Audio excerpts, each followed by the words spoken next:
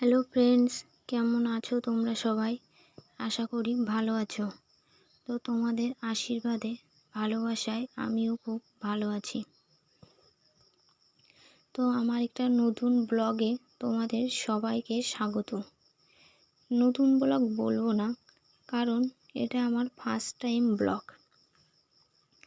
জানি না কেমন হয়েছে, তবুও নিজের মতন করে চেষ্টা করেছি ভালো করার। জানি না তোমাদের ভালো লাগছে কি।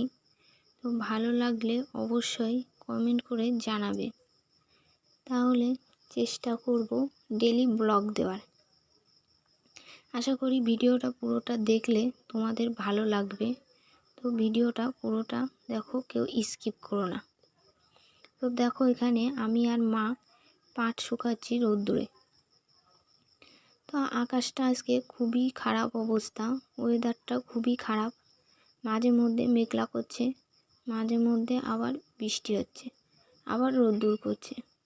তো এরকম ওয়েদারে তো পাট শুকানো যায় না।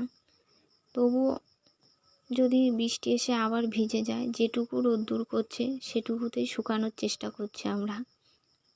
তো আমি আর মা এখান থেকে পাট নিয়ে যাচ্ছি, ওইদিকে বাবা পাট নেড়ে দিচ্ছে। তো এখান থেকে ওইখানে নিয়ে যাচ্ছি পাট নেড়ে দেওয়ার জন্য। তো আমাদের বাড়ির থেকে অনেকটাই দূরে পাট নাড়তে হয়, যেহেতু আমাদের বাড়ির এখানে রোদ্দুর নেই। তো বাড়ি থেকে অনেকটাই দূরে যেতে হয় পাট নাড়ার জন্যে।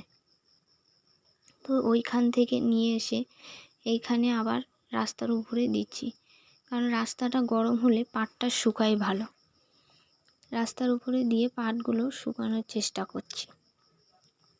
তো অবশ্যই কমেন্ট করে জানাবেন ভিডিওটা কেমন লাগছে। কমেন্ট করতে কেউ ভুলো না যেন। সব প্রত্যেকে কমেন্ট করে জানাবে ভিডিওটা কেমন লাগছে। তো আমি পাটগুলো বাছছি, দেখো আবার ওই যে 20 টাকা না 30 টাকার জিনিসগুলো আসে, ওই যে ভ্যানটা চলে গেল। এখানটায় রোদ্দুর আছে বলে এখানটায় পাটগুলো দেওয়া হয়েছে। তো ওই দেখো মা আসছে জল নিয়ে আর কাগজ নিয়ে। কাজ করতে করতে জল পিপাসা পেয়ে গিয়েছে, তার জন্য মা জল আনতে গিয়েছিল বাড়িতে। আর বৃষ্টি হলে তো পাট ভিজে যাবে, তার জন্য পেপারটা নিয়ে এসে রাখা হচ্ছে, যেহেতু বাড়িটা ওখান থেকে অনেকটাই দূরে। তো ভিডিওটা কেমন লাগলো অবশ্যই জানিও তোমরা। প্লিজ কমেন্ট করতে কেউ ভুলো না যেন। তো টাটা, বাই বাই, দেখা হচ্ছে পরের ব্লগে।